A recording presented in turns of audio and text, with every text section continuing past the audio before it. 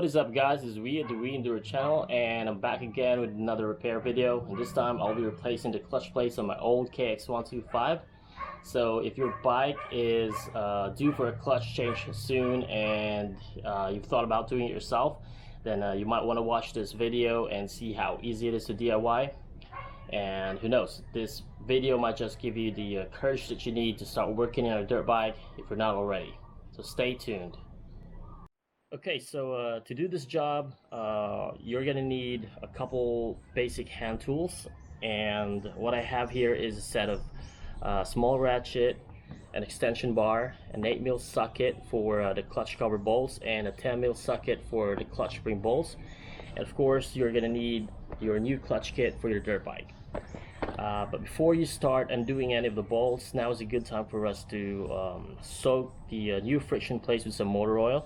And I think the best way to do that would be to put them inside a Ziploc bag and add a little bit of oil in it. You don't need much, but just enough to cover all of the plates.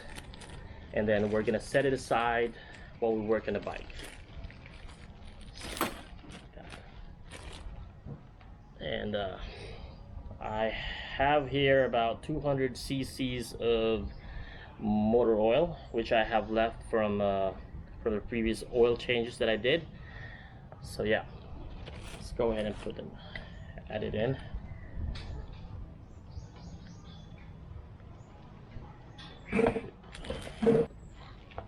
And so I'm gonna give them a little bit of squeezing here and there to spread out the oil evenly.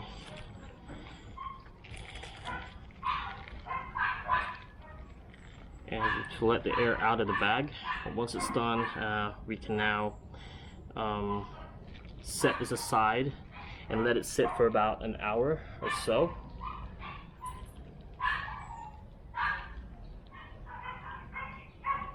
Yeah, an hour should be enough to prevent clutch seizures on new plates. Okay, so I removed the clutch cover and the pressure plate. So now we're gonna take the clutch plates out of the basket, and here they are. And the new plates should come in the same way these old plates came out. So it'll be friction plates first, then followed by a steel plate, a friction plate again. And one thing you'll have to remember when installing these guys is that the first and the last plates should both be friction plates. So friction plate right here and friction plate right here. And on a KX125 there are 7 friction plates and 6 steel plates. And let's go ahead and change them out.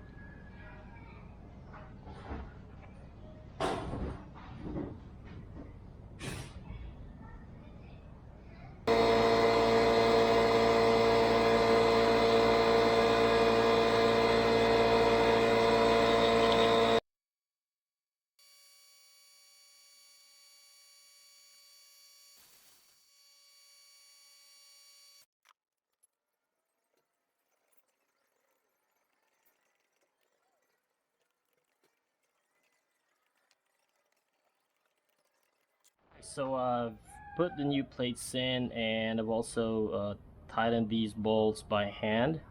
But we still have to apply proper torque on these bolts, and the manual calls for 7.2 foot-pounds, but I don't have a torque wrench that's capable of doing 7.2 foot-pounds, so I'm going to use torque by feel method, which I've always done in the past.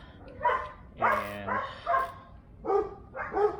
so to tighten these, you have to put the bike in gear and hit the brakes and lock the brakes, the rear brakes, and apply the torque like that.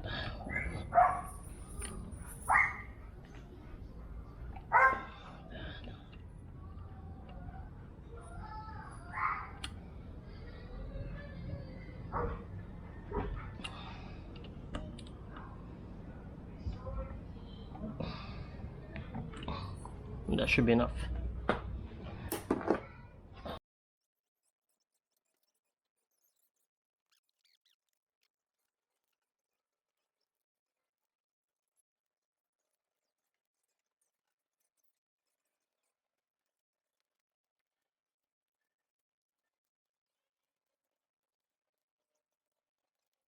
Okay, so put everything back together. So now I just have to add a new oil in and adjust the clutch cable, and we're done.